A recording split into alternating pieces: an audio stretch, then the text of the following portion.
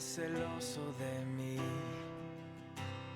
Su amor es un huracán, un árbol soy yo, doblándose por el viento de su grandeza. Hoy tenemos Santa Cena y animamos que puedan compartir esta cena de comunión con el Señor. Amén. Queremos ofrecerles una herramienta que estamos preparando allí para empezar el 10 de agosto. Se llama una lectura del libro Una vida con propósito, 40 días de lectura, y queremos invitarle, ¿no?, a que ustedes, primero, que todos nosotros podamos leer juntos, porque aún las predicaciones de los domingos, todos los grupos pequeños de la iglesia, vamos a estar hablando de una vida con propósito, ¿no? Vamos a estar hablando del tema. Y como la lectura bíblica también de estas semanas que empezamos a leer los escritos de la Biblia, todos los salmos, los proverbios, ustedes vieron que todos los domingos, en todas las reuniones, hablábamos de lo que se leía en la semana. Entonces algunos decían, yo no leí nada, no tengo ni idea de lo que está hablando el pastor. Como que uno se desconecta y no logra aprovechar lo que Dios nos está queriendo hablar. Amén.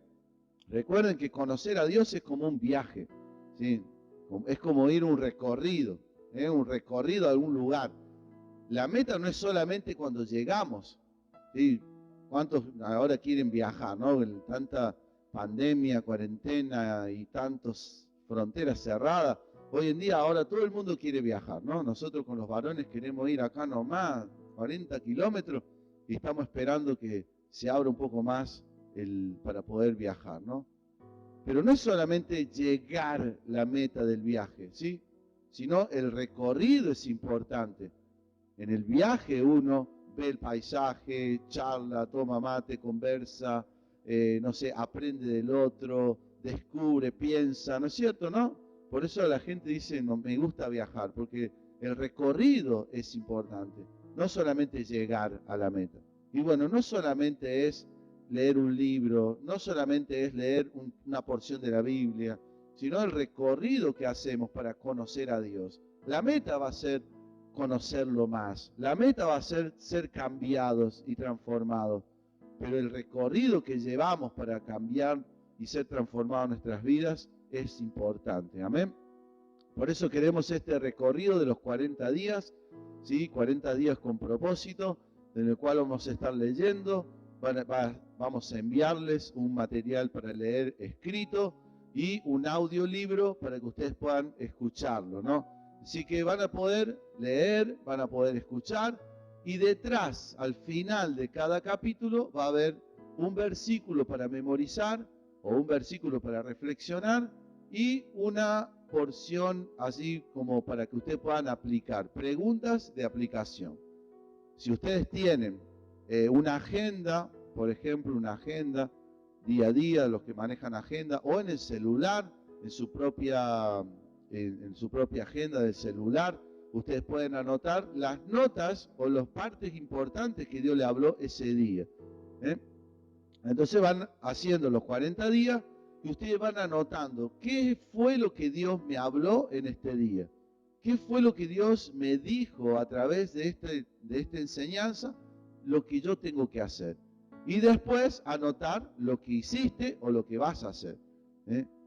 Y son 40 días con preguntas importantes. ¿Por qué fuimos creados? ¿Para qué existimos? ¿Cuál es el sentido de nuestra vida en este tiempo? ¿Cuáles son las cosas que son importantes para Dios y que las tenemos que aplicar en nuestras vidas? ¿Sí? Esta es una manera de salir de nuestros problemas, de nuestro enfoque, digamos, cotidiano, para empezar a preguntarnos qué Dios dice de nosotros, qué quiere, qué ve, por qué nos creó, ¿sí? Y bueno, y también es posible que ustedes puedan invitar a algún amigo, algún pariente, algún vecino, alguien que ustedes están hablando de Cristo hace rato, le está compartiendo tu testimonio, y por ahí es una buena herramienta para decir, mira, ¿vos sabés por qué vivís, para qué existís? ¿Cuál es tu propósito en la vida? ¿sí? Entonces las personas pueden decir, mirá, sí, tengo una idea o lo que sea, y sí, animarle, decir, que te gustaría saber cómo Dios ve tu vida. ¿Sí? No lo estamos obligando a que acepte el propósito de Dios, pero por lo menos que lo sepa.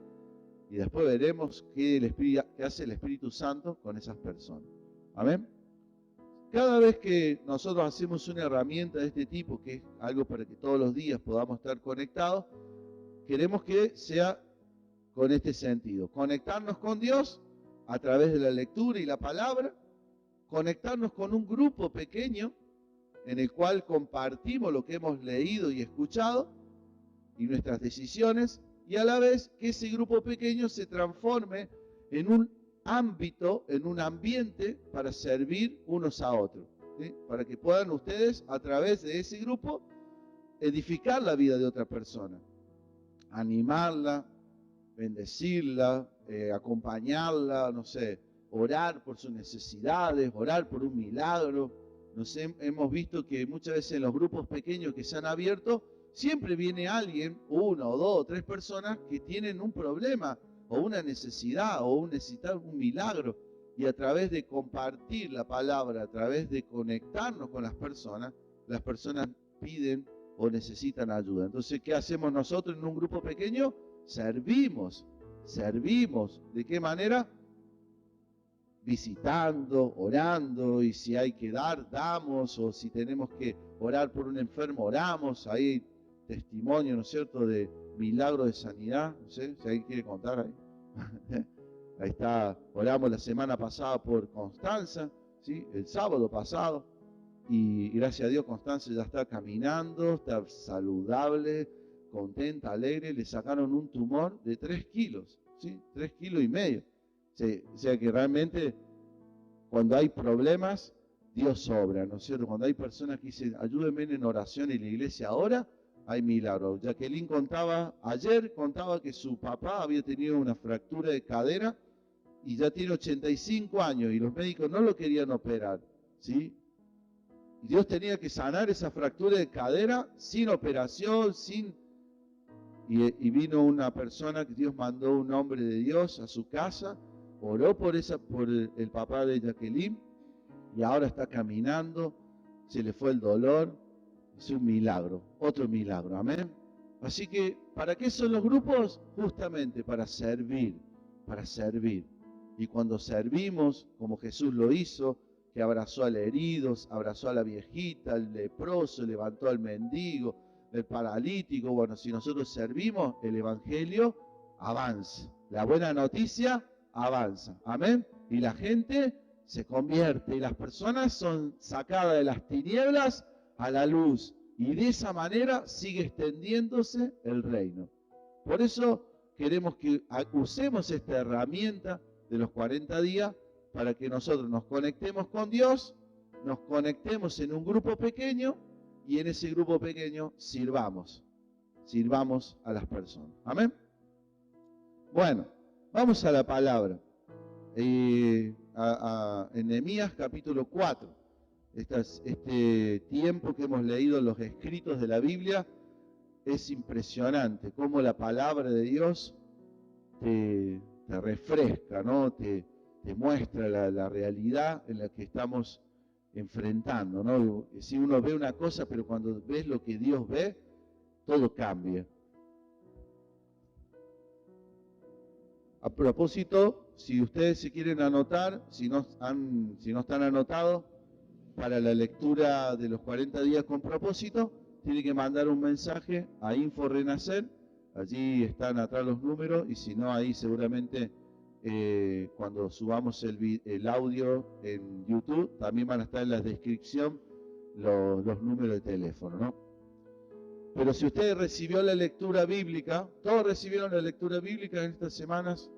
¿Sí? ¿Alguien no recibió? El que no recibió se tiene que anotar, porque vamos a seguir enviando a los mismos números.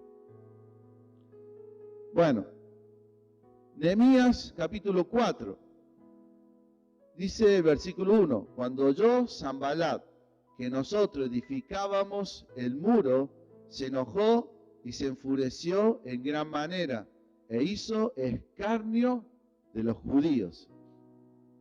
Y habló delante de sus hermanos y del ejército de Samaria y dijo: ¿qué hacen estos débiles judíos? ¿Se les permitirá volver a ofrecer sus sacrificios? ¿Acabarán en un día? ¿Resucitarán de los montones del polvo las piedras que fueron quemadas? Y estaba junto a él Tobías, amonita, el cual dijo: lo que ellos edifican del muro de piedra, si subiere una zorra, lo derribará. Nehemías automáticamente, cuando escuchan esto, dice: oye, oh Dios nuestro, que somos objeto de su menosprecio, y vuelve el baldón de ellos sobre su cabeza, y entrégalos por despojo en la tierra de su cautiverio.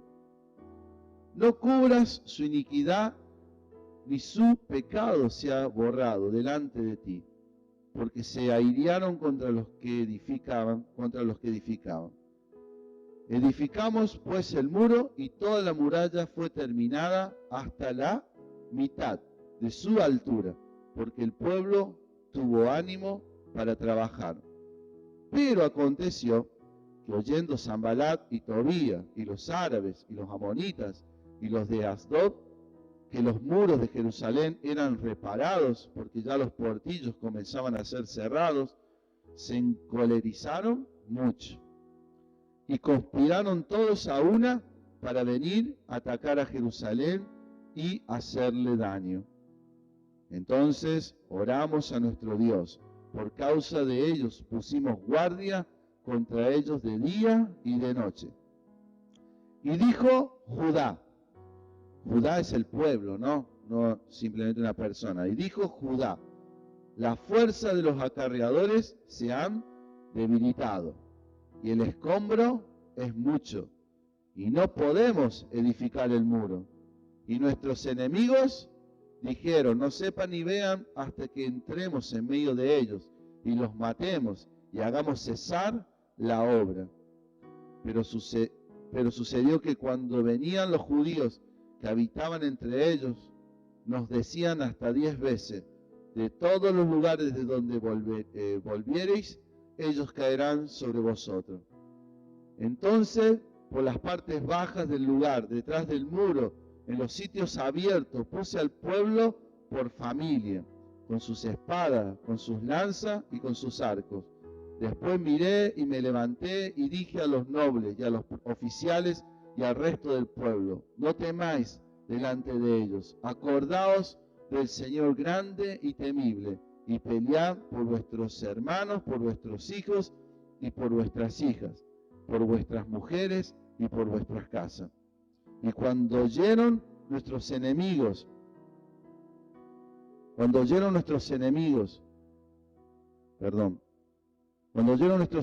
que lo habíamos entendido y que Dios había desbaratado el consejo de ellos, nos volvimos todos al muro, cada uno a su tarea. Amén. Después, si usted puede leer hasta el final el pasaje para ver cómo termina la historia de esta etapa de la construcción. Cuando ellos se pusieron a construir, el enemigo se enfureció, ¿sí? Ahí vemos algún principio importante, ¿no? Que cuando nosotros no nos enfocamos en el propósito de Dios, ¿sí? No hay mucho problema en el ambiente espiritual. Pero cuando nos enfocamos en el propósito de Dios, al enemigo no le va a agradar que nosotros nos enfoquemos en el propósito de Dios. Y tiene artimañas, tiene maneras de querer desenfocarte del propósito de Dios, ¿sí? Y la mayoría de las maneras en que lo quiere hacer es con una mentira, es con un engaño, ¿sí? Y lo vamos a ver desde el principio. Algunos dicen: sí, no, apenas me puse a servir a Dios, no sé, me chocaron el auto.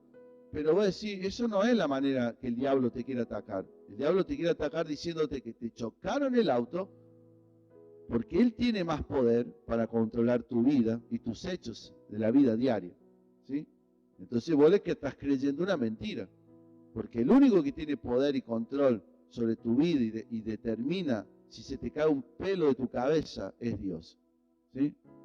Entonces no podemos darle lugar a la mentira. Siempre tenemos que tener la palabra de Dios en nuestra vida con claridad para poder realmente seguir avanzando. El enemigo no tiene forma de intervenir con vos porque vos sos propiedad de Dios. ¿Sí? Sos comprado con la sangre de Jesús. Pero sí tiene manera de que vos te desenfoques y creas a las mentiras que te quiere decir. Fíjense lo primero que pasa. Cuando empiezan a hablar este hombre Sanbalat y dice, estos débiles judíos. Está diciendo en cierta manera, estas personas que no tienen fuerzas, que no tienen poder para enfrentar esta tarea. Ahí está la mentira. La mentira es que era la tarea, ustedes no tienen fuerza, no tienen el poder, son débiles. Está atacando allí su sentimiento, le está diciendo que ellos no pueden. También le dice, estos débiles judíos, dice, se les permitirá volver a ofrecer sacrificio. Otra mentira, en el cual le está diciendo a estas personas que su adoración está interrumpida. Su adoración a Dios no la van a poder lograr. ¿Sí? ¿No les parece a ustedes que es algo normal también que nos viene y nos dice el enemigo cuando quiere desenfocarnos de Dios? ¿Qué nos dice? Dios no te está escuchando. Dios no está atento a tus oraciones porque sos demasiado pecador. ¿Sí? ¿No te dice eso? Tu adoración no subió ni al techo. Vos te fuiste ahí a tu habitación y comenzaste a adorarlo para ponerte el enfoque en Dios y no sentiste nada. Ah, no, si no sentiste nada es porque Dios no estuvo con vos. Otra mentira, Dios estaba, no hacía falta que terminaran el muro, no hacía falta que ellos ofrecieran otra vez sacrificio. Dios estaba, Él estaba allí, era una mentira que Él estaba transmitiendo al pueblo. También le dice, se les permitirá volver a ofrecer sacrificio, acabarán en un día.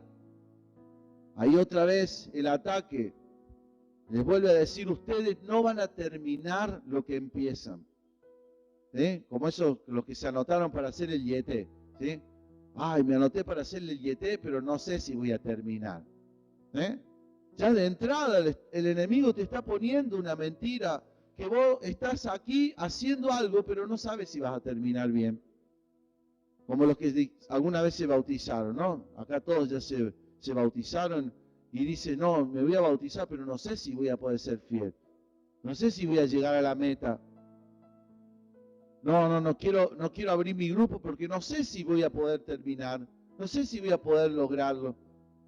Otra vez el enemigo poniendo una mentira, diciéndote que si vos empezás algo, no lo vas a poder terminar. Contrario a lo que la Biblia dice, que aquel que la buena obra empezó en vosotros será fiel en completarla.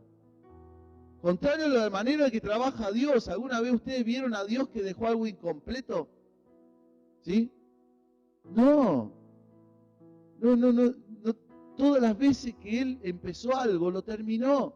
Y cuando terminó, descansó. Cuando Jesús dijo, consumado es, en la cruz. Cuando Dios dijo, cuando acabó toda la creación, dijo, y vio Dios que todo era bueno y tremendamente bueno, descansó. O sea, contrario a lo que Dios es, el enemigo nos dice, vos no vas a terminar, vos no vas a llegar a la meta. También le dijo, resucitarán de los montones del polvo las piedras que fueron quemadas. En cierta manera está diciendo, es imposible que sean restaurados. Es imposible que ustedes sean restaurados. Está mostrándole otra vez una mentira. Cuando Dios dice que todas las cosas son hechas nuevas. Cuando la palabra de Dios vemos dice que aquel que está en Cristo nueva criatura es. Cuando Jesús le dijo a Nicodemo, es necesario que nazcas de nuevo. Vemos a Dios en algún momento dejando algo así imposible de restaurar. Restauró a David, que había pecado, que había sido cómplice de un asesinato.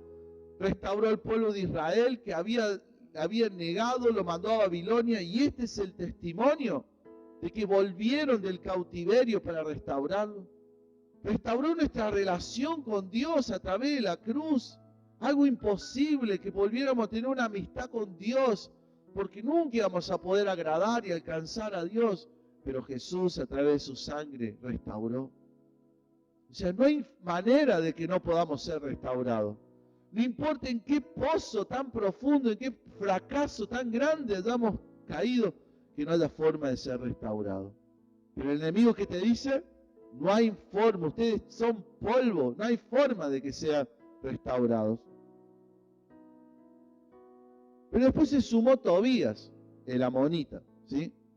Se sumó Tobías el amonita, claro, fíjense lo que pasa. Hay una persona, Sanbalat, hablando peste, hay una persona hablando veneno, y si vos estás cerca de una persona que habla peste y veneno, yo no te digo, no soy profeta, pero te digo que al poquito tiempo vos también vas a estar hablando veneno y peste.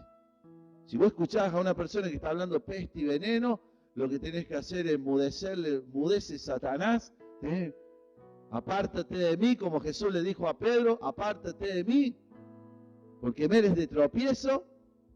Si Jesús no tuvo el reparo de decírselo a Pedro, nosotros no tendríamos que tener reparo de decírselo a las personas que empiezan a enfocarse en la mentira que el enemigo quiere poner en sus vidas. Entonces Tobías, que estaba pegado al lado, empezó también a aportar palabras negativas. ¿Qué dijo Tobías?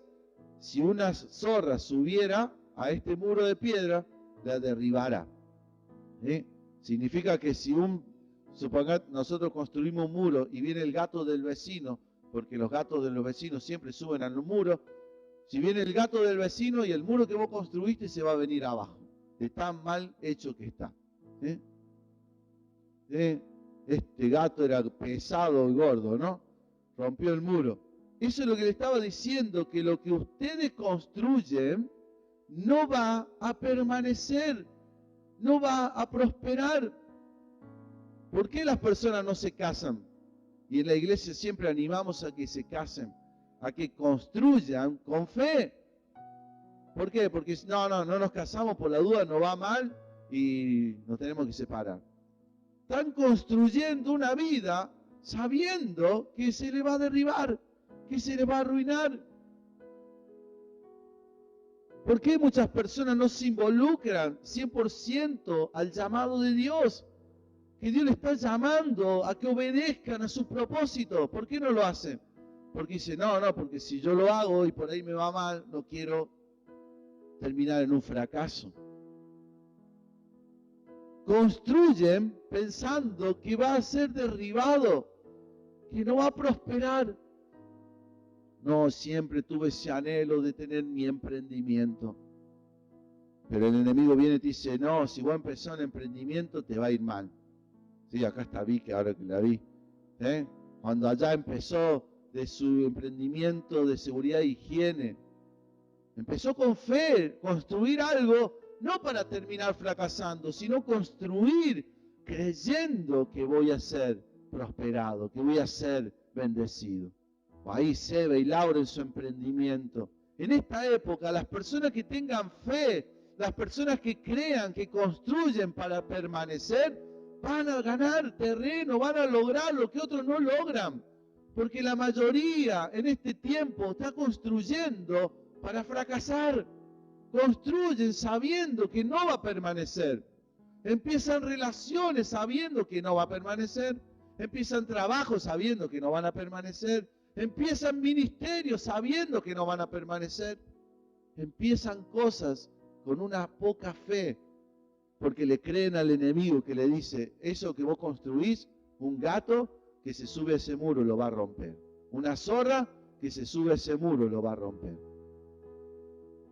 ¿Cuántos de aquí quieren decirle, Señor, yo voy a creer a tu verdad? Amén.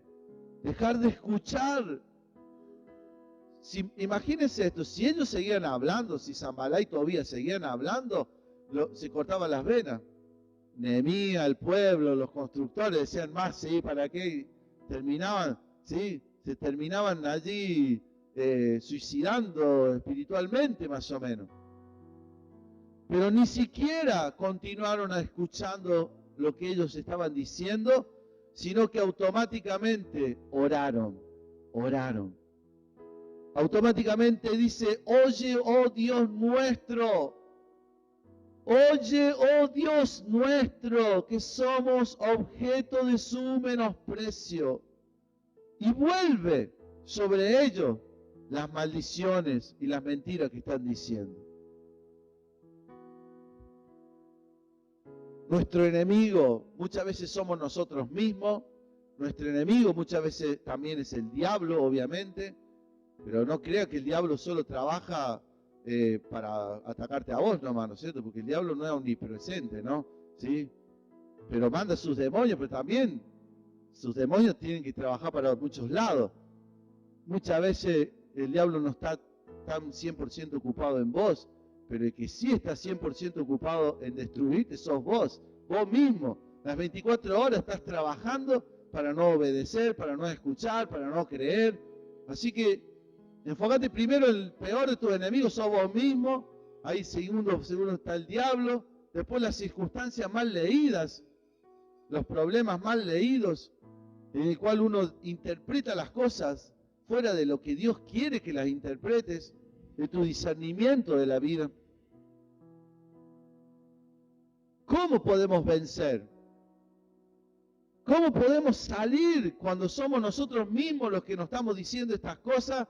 ¿O es el mismo demonio, o es los mismos problemas, o las mismas personas que también son usadas por el enemigo?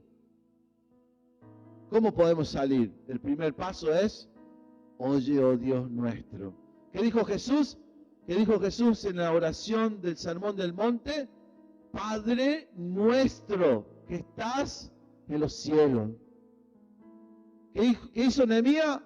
Oye, oh Dios nuestro.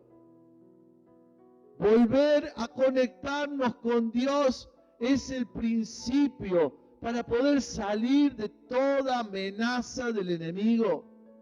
Volver a conectarnos con Dios es el primer paso para vencer las mentiras que el diablo quiera poner, que vos mismo quieras tener en tu vida. Oye, oh Dios nuestro.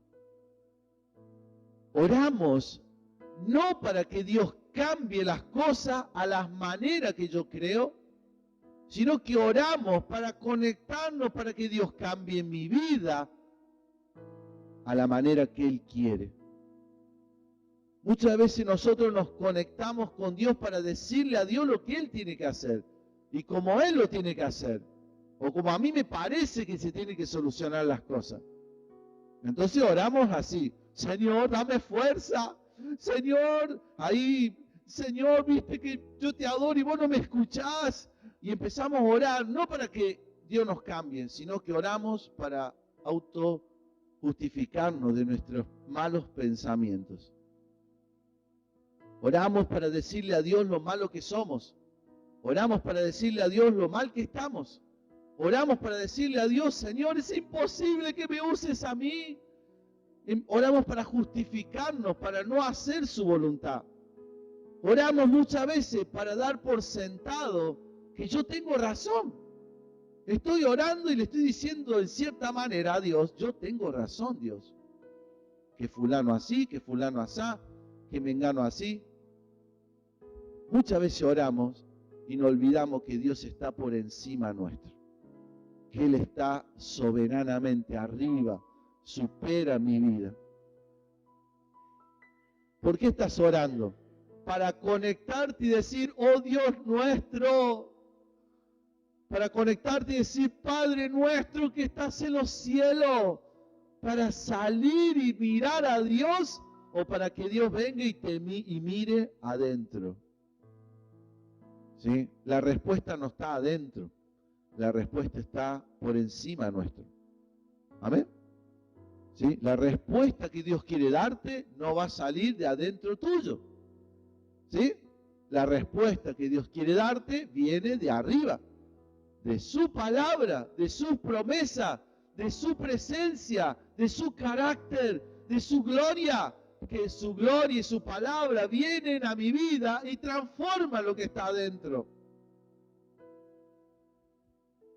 Nehemías se conectó con Dios. Lo segundo que hizo fue decirle: Señor, ellos nos quieren usar como objeto de menosprecio. Cuando oramos tenemos que identificar la mentira del enemigo. ¿Cuál era la mentira? La mentira era que ustedes son objeto de menosprecio. Cuando nosotros vamos a leer el libro Los 40 días con propósito, vamos a entender que no hemos sido creados para ser un objeto de menosprecio. Hemos sido creados para ser objeto del amor de Dios, para ser el objeto en el cual Dios pueda depositar su gloria. Como vasos de barro, así que somos simples vasos de barro, pero podemos ser contenedores de la gloria de Dios. Hablábamos el domingo pasado que somos ese templo, que ahora no somos de oro, de plata, pero somos ese templo del Espíritu Santo, que somos portadores de la gloria de Dios. Entonces no podemos aceptar cuando el enemigo venga y te diga que vos sos objeto de menosprecio. Nehemías, cuando oró, le creyó a Dios. No somos eso lo que dicen ellos. Somos esto lo que vos decís. No soy un débil, soy fuerte en Él. No soy un fracasado, no soy un frustrado, no soy un derrotado. Soy en Él restaurado, soy nueva criatura, soy hijo, soy amado. Ahí estaba en la oración, poniéndose de acuerdo con lo que Dios dice, con lo que Dios piensa, y rechazando lo que el enemigo le quiere decir. Ustedes creen muchas veces que orar con autolástima le va a dar solución. La autolástima lo único que te hace es creer a las mentiras que el enemigo dice. Pero cuando oramos confiando en lo que Dios piensa, nos da autoridad para rechazar esas maldiciones, esas palabras de maldición. Vamos a ir más rápido para que nos dé más tiempo, pero vamos al versículo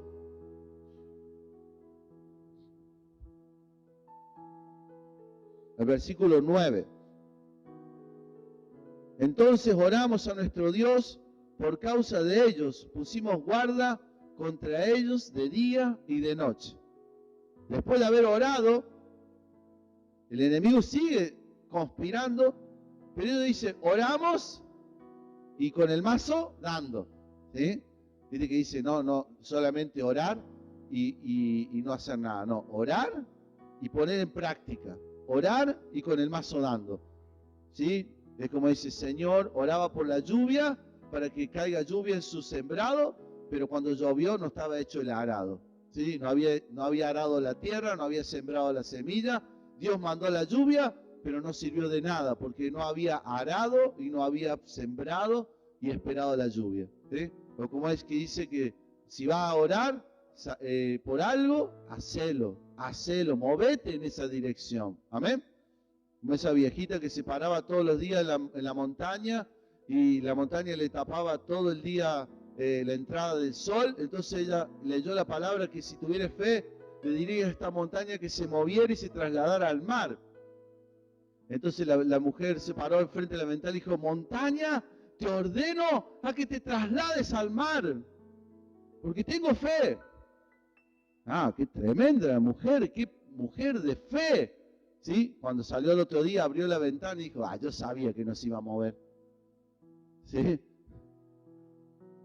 O sea, ¿ven la diferencia de orar y movernos en fe?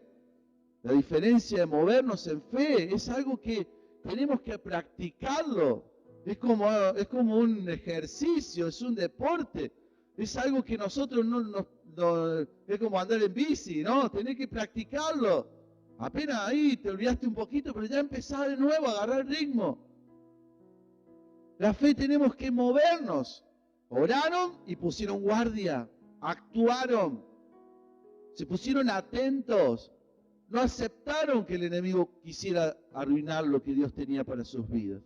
no lo aceptaron, no se quedaron, se levantaron.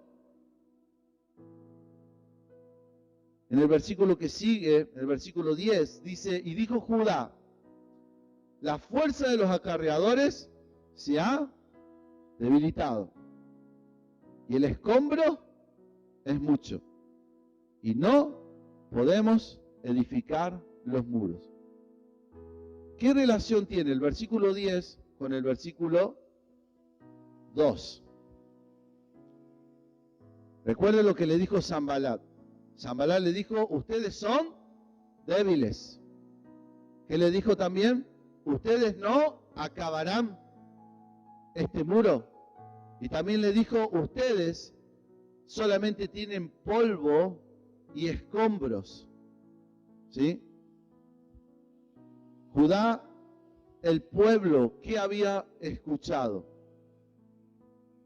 Escucharon, le creyeron, porque ¿qué dijeron ellos? Somos débiles, no tenemos fuerza, los acarreadores están débiles. Y tenemos puro escombros. ¿Quién construye con escombros?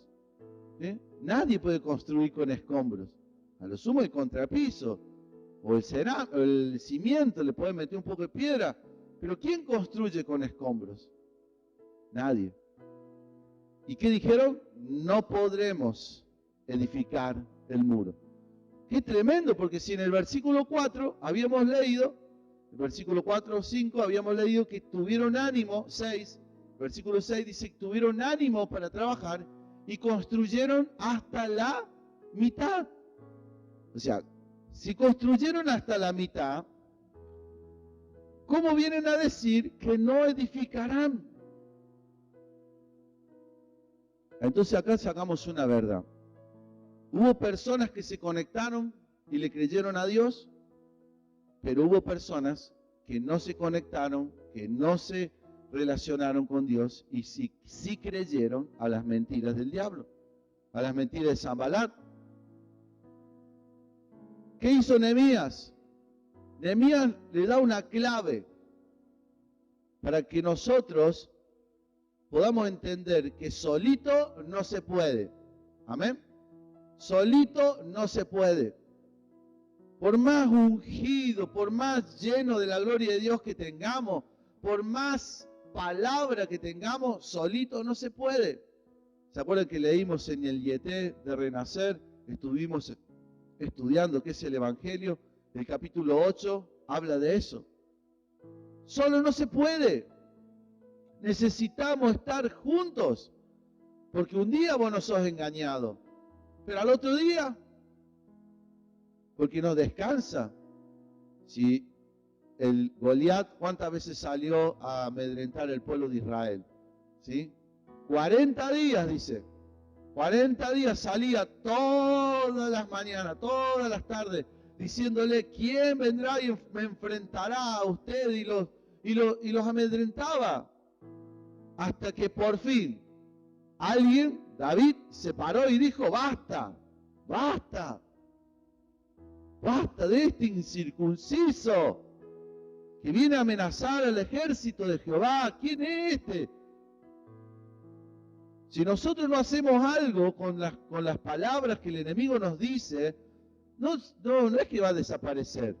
Ay, no, un día dejó. No va a desaparecer, va a seguir, va a seguir, va a seguir hasta que le creas. Por esa misma manera nosotros tenemos que alimentarnos, llenarnos de la palabra, de tener la presencia de Dios todos los días, de congregarnos, de ser una comunidad, de no estar solos. ¿Qué hace Nehemías? Dice, lo primero que hace en el versículo 13, dice, por todas partes del muro y los sitios abiertos, en todo lugar, puse al pueblo por familia. Que nadie esté solo. Los convoca y los agrupa por familias, para que nadie esté solo, ni lo más fuerte, ni lo más débil, ni el que tenía espada, ni el más chiquito, ni el más grande. Todos tenían que estar en una familia, en un grupo. Por eso les decía, hermanos, en este tiempo es el tiempo de que nosotros formemos un grupo.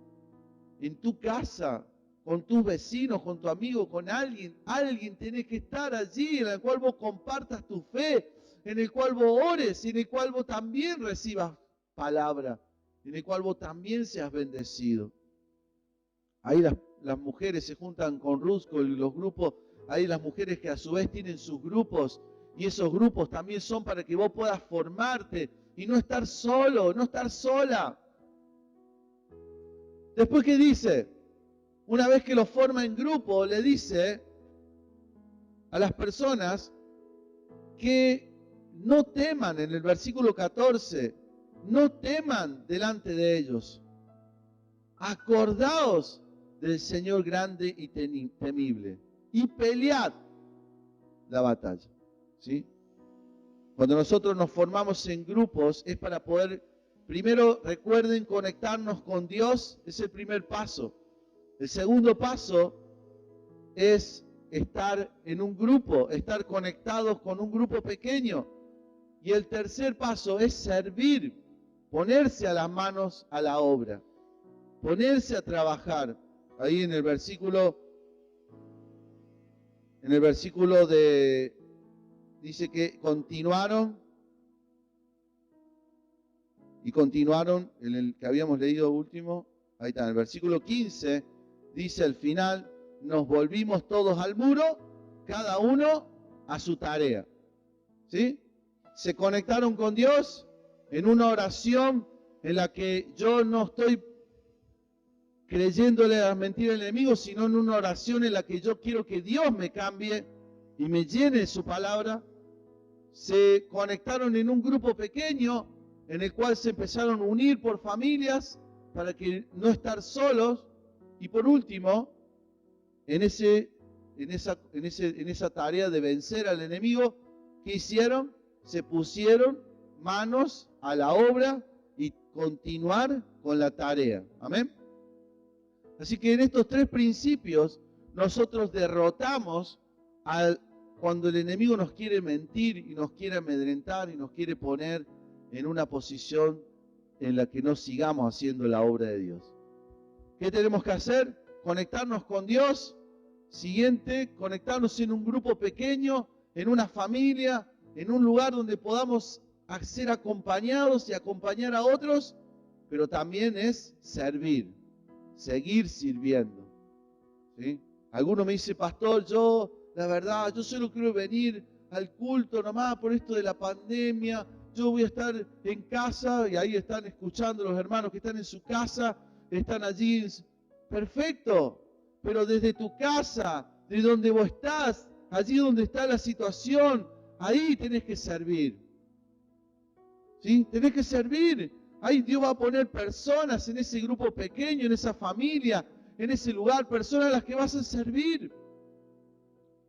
Hablábamos hoy cuando les decía los 40 días con propósito.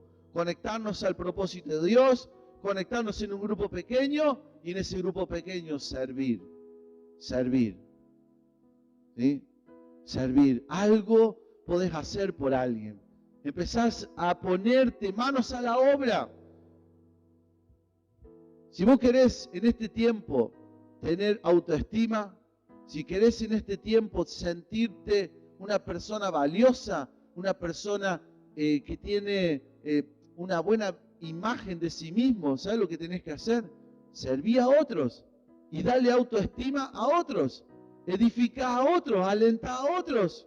Si querés ser una persona que tenga unción, que tenga palabra, que tenga don de sanidad, bueno, orá por otros, dale unción a otros, ¿sí? Empezá a hacerlo por otros. Y vas a ver cómo al servir a otros, vos sos cambiado, vos sos transformado. Cuando ministramos a otras personas, cuando servimos a otras personas, los que más cambian somos nosotros mismos. Agarrá tu Instagram, tu Facebook, agarrá tu WhatsApp, el estado de WhatsApp, agarrá tus contactos y empezá a servir, empezá a mandarle allí una palabra de aliento, que vas a orar por ellos, que estás allí para servir, empezá a hacerlo. Y cuando menos te das cuenta, las personas empiezan a ser edificadas. Pero el que más bendecido es, ¿quién es? Sos vos, por servir. Uno de los propósitos de nuestra vida es servir. Fuimos creados para servir. Por eso dice, el que no sirve, no sirve. Vamos a ponernos de pie. Vamos a orar. Allí, los que están escuchando desde su casa, en su familia, en su casa, tómense las manos y empiecen a buscar de Dios. Algunos han creído a la mentira del diablo, en el cual le han creído que vos no servís, que sos inútil, que no vas a tener un encuentro con Dios, que tu vida no va a ser restaurada, que no vas a terminar lo que empezás, que no va a prosperar lo que has empezado. Pero Dios viene y te dice, si te conectás conmigo, si empezás a escuchar mi voz, si te conectás no para darme órdenes, no para decirme lo que tengo que hacer, sino conectate con Dios para que Él te diga lo que vos tenés que hacer. Conectate con Dios para que Dios te muestre por dónde caminar. No te conectes con Dios para darle lástima. Conectate con Dios para ponerte de acuerdo con Dios, lo que Él piensa de vos. Lo que Él piensa de vos, no hay nada, ni una sombra, ni un poco de prejuicio hacia tu vida. Él no piensa nada negativo de vos. Todos los pensamientos que Dios tiene para ti son pensamientos de paz, pensamientos de bien, no de mal. Conectate con Dios para que vos puedas bendecir a otros. No te quedes solo, no te creas que sos llanero solitario, ni que sos allí que estás aislado. Conectate en este tiempo de pandemia en la cual nos empuja a estar desconectados. No te quedes, no te encierres.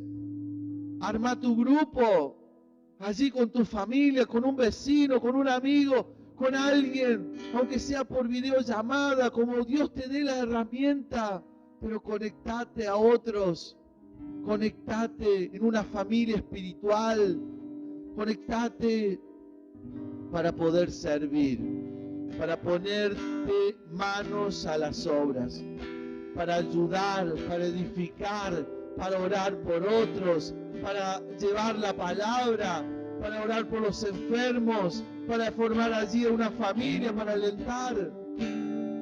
Sí, Señor, conectate en este tiempo. Ven, Espíritu Santo de Dios. Oh,